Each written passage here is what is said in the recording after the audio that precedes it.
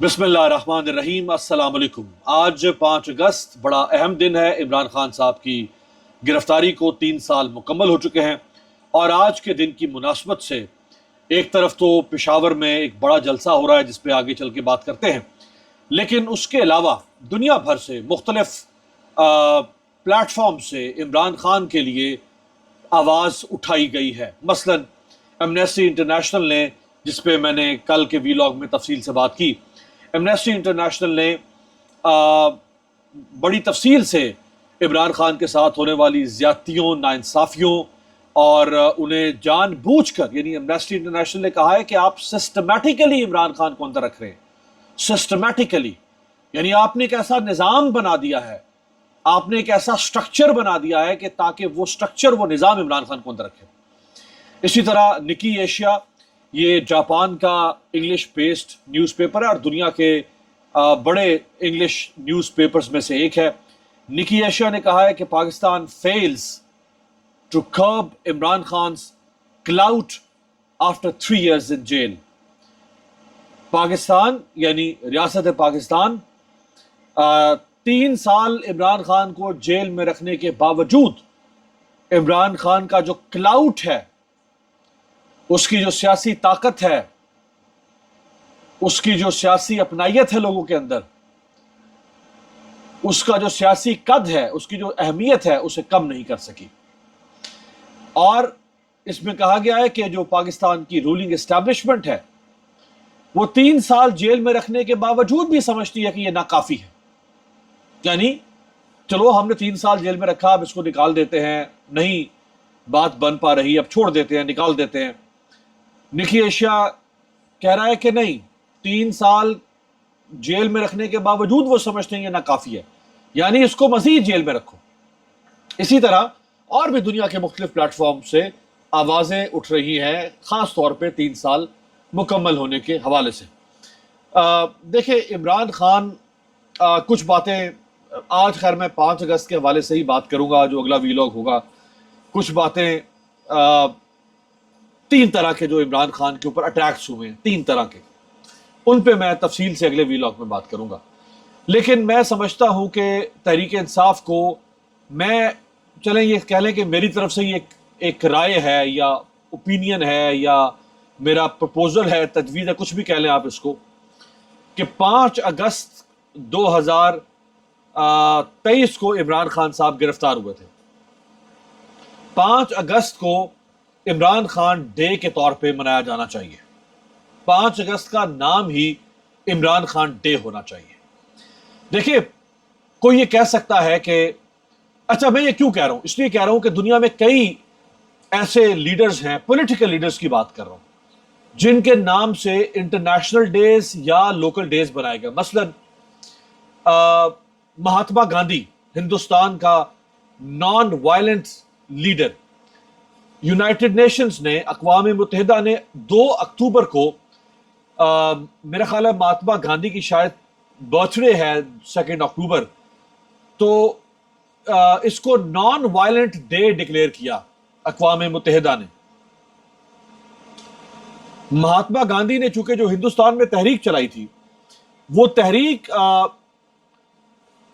Non violent movement تھی، آزادی کی تحریک، تاج برطانیہ کے خلاف، اور وہ امن کے سفیر تھے۔ مہاتما گاندھی عدم تشدد پر بلیو کرتے تھے، تو اقوام متحدہ نے مہاتما گاندھی کو آنر کرنے کے لیے 2 اکتوبر کو انٹرنیشنل نان وائلنس ڈے قرار دیا۔ اسی طرح نیلسن منڈیلا کا دن منایا جاتا ہے اقوام متحدہ کی طرف سے، 18 جولائی، اسے نیلسن منڈیلا ڈے کہا جاتا ہے۔ نیلسن منڈیلا نے سیاہ فاموں کی تحریک لڑی، نیلسن منڈیلا نے جیلیں بھگتی، مقدمات جھیلے، نہ صرف وہ، اس کے خاندان نے، بالکل ویسے ہی جیسے آج عمران خان کے ساتھ ہو رہا ہے۔ اور میں آپ کو بتاؤں کہ میں نے تو نیلسن منڈیلا کی جو اس کی آٹو بایوگرافی ہے، واک ٹو فریڈم، میں اس کا مطالعہ کافی عرصہ پہلے کر چکا ہوں، اور میں نے اس کے علاوہ منڈیلا کو بہت پڑھا ہے۔ جو کچھ منڈیلا کے ساتھ ہو رہا ہے کم و بیش وہی کچھ عمران خان کے ساتھ ہو رہا ہے۔ ہاں، فرق یہ ہے کہ منڈیلا کو 27 سال جیل میں گزارنے پڑ گئے تھے، عمران خان ابھی 3 سال اسے جیل میں ہوئے۔ لیکن منڈیلا تو ایک ارلی ایج میں گیا تھا. عمران خان تو جیل میں گیا ہے 73 سال کی ایج میں. منڈیلا تو بہت ارلی ایج میں چلا گیا تھا. تو وہ جب باہر نکلا تو بھی وہ اتنا اس قابل تھا کہ وہ پریزیڈنٹ بھی بنا اور پھر دنیا میں اس کی کیا منڈیلا ہو گیا. منڈیلا. اور میں منڈیلا سے مجھے یاد آیا 2 سال پہلے میں عراق تھا, وہاں ایک کانفرنس تھی عراق کے شہر کربلا میں, اور وہاں نیلسن منڈیلا کا پوتا آیا ہوا تھا. نیلسن منڈیلا کا پوتا, اس کا نام شاید منڈیلا تھا. چونکہ اب 2 سال, میرا خیال ہے 2 سال یا 3 سال پہلے کی بات ہے, شاید 3 سال, یس 3 سال پہلے. تو نیلسن منڈیلا کے پوتا منڈیلا نے کہا کہ ہمارے پاکستان سے ایک اور, میں بھی وہاں موجود تھا, پاکستان سے ہماری ایک اور شخصیت بھی تھی, تو ان سے کہا نیلسن منڈیلا کے بیٹے کا کیا حال ہے. انہوں نے کہا ہے نیلسن منڈیلا کے بیٹے کا حال آپ بتائیں, مجھے کیا بتاؤ, وہ کون ہے. انہوں نے کہا عمران خان. وہ کس حال میں ہے؟ یعنی نیلسن منڈیلا سے ریلیٹ کیا جا رہا تھا عمران خان کو. وہ جیسے ایک شفقت پدری ہوتی ہے نا, جیسے آپ کسی کو روحانی طور پہ سمجھتے ہیں کہ یہ میرا مرشد ہے, یہ میرے باپ کی جگہ پر ہے, وہ تعلق بنایا گیا عمران خان کے ساتھ. میں واپس اس بات پہ آتا ہوں جو پہلے کہہ رہا تھا. اقوام متحدہ نے 2 اکتوبر کو انٹرنیشنل ڈے قرار دیا مہاتما گاندھی کے لیے, اور 18 جولائی کو نیلسن منڈیلا نے جو تحریک لڑی, اس تحریک, اور اس نے سیاہ فاموں کے حقوق لیے جنوبی افریقہ میں لیے, اس کو چھوڑنا پڑا ریاست کو.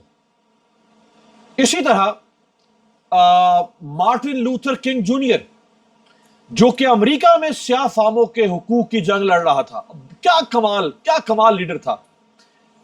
تو مارٹن لوتھر کنگ جونیئر جو ہے, اس کو 1960 کی دہائی میں شاید 68 میں قتل کر دیا گیا تھا. اپریل 1968 میرا خیال ہے, شاید اپریل 1968. جب اسے قتل کیا گیا, کیونکہ اس نے بڑی تحریک چلائی اور وہ بھی عدم تشدد پر یقین کرتا تھا, تو وہاں ایک پرپوزل آیا, جیسے میں نے ابھی ایک پرپوزل آپ کے سامنے رکھا ہے, ایسے ہی ایک پرپوزل آیا کہ Martin Luther King junior day بنانا چاہیے ریاستی سطح پر, حکومتی سطح پر, ملک کی سطح پر.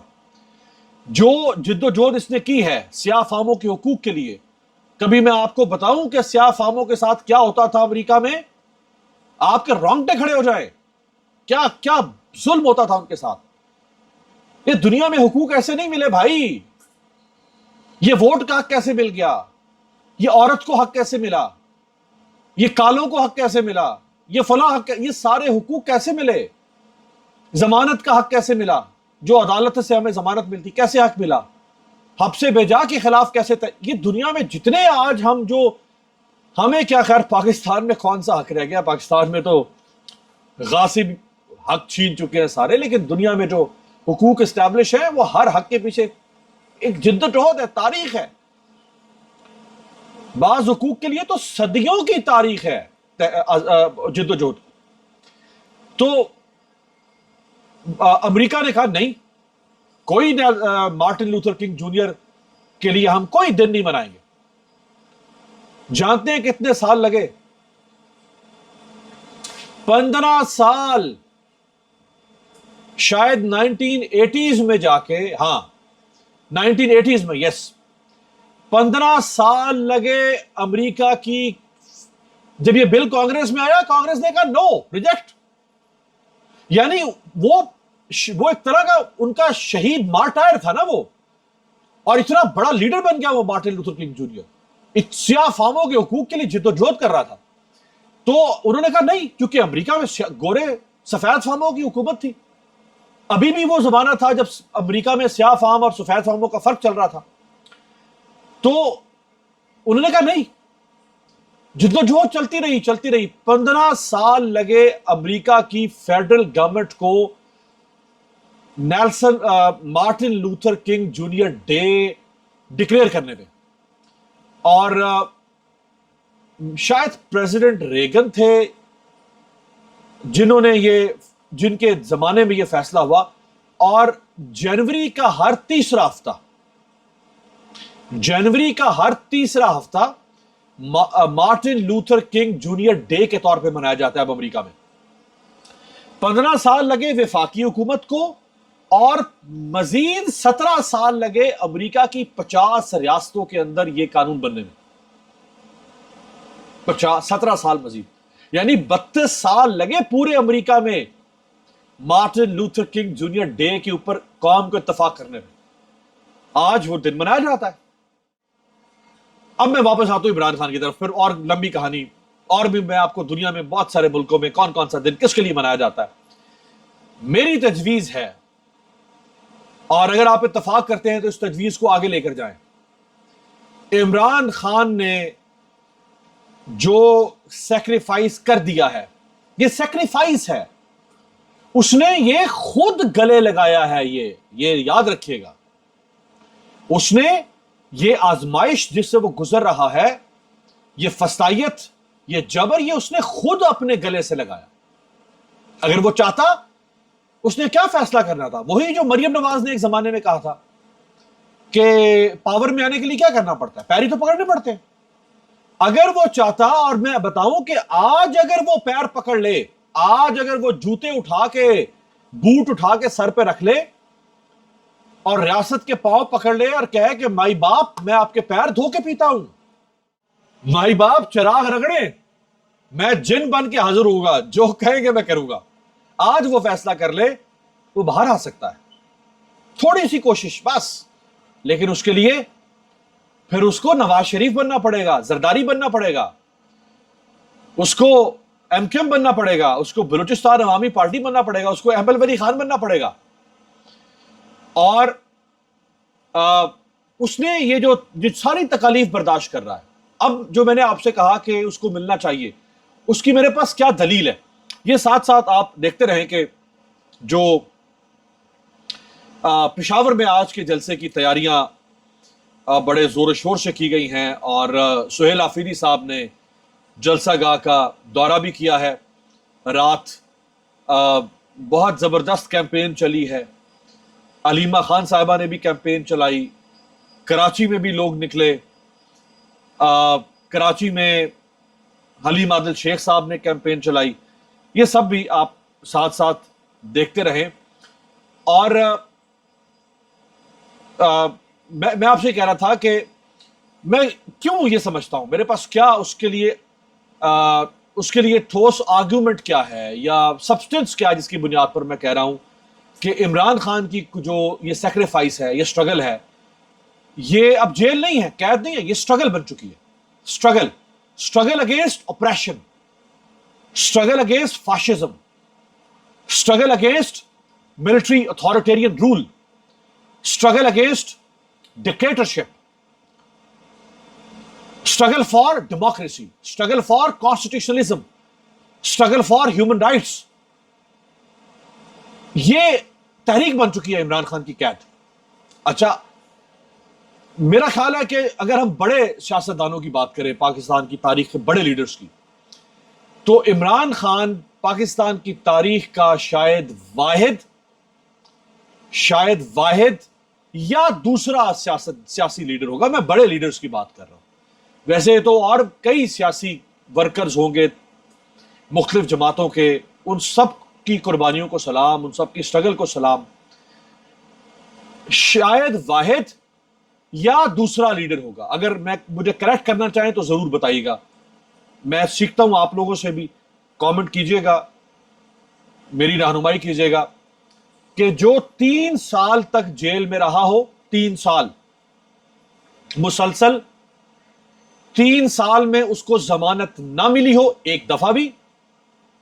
पहले शर्त क्या कि वो 3 साल जेल में रहा हो मुसलसल। दूसरा, उसको 3 साल में एक बार भी जमानत ना मिली हो। तीसरा, 10 महीने से वो कैद तन्हाई में हो, सॉलिटरी कन्फाइनमेंट में हो। तीसरा। चौथा, उसके साथ 1 साल से उसकी बीवी भी कैद हो। पांचवा, اس کو 8 مہینوں سے اپنی فیملی سے نہ ملنے دیا گیا ہو. چھٹا، اس کی ایج 76 سال ہو چکی ہو. ساتواں، اس کی بینائی کمزور ہو رہی ہو اور ریاست خود اعتراف کرے کہ ہاں اس کی بینائی متاثر ہوئی ہے، وہ بیمار ہے اور اس کا ٹریٹمنٹ ہو رہا ہے، اور ریاست اس کا ٹریٹمنٹ زبردستی خود کروائے اس کی مرضی اور اس کی فیملی کے مرضی کے برخلاف جا کے. آٹھواں، اس کے اوپر 300 مقدمات درج کیے گئے ہوں. 300 مقدمات. یہ 8 میں نے آپ کے سامنے وہ آپ کہہ لیں کہ انفرادی یا یہ آپ کہہ لیں کہ یہ وہ منفرد پہلو ہیں عمران خان کی قید کے جو میں نے 8 آپ کے سامنے رکھے ہیں. اب مجھے یہ 8 آپ کسی بھی پاکستان کی تاریخ کے اور سیاسی لیڈر کی زندگی میں دکھا دیں.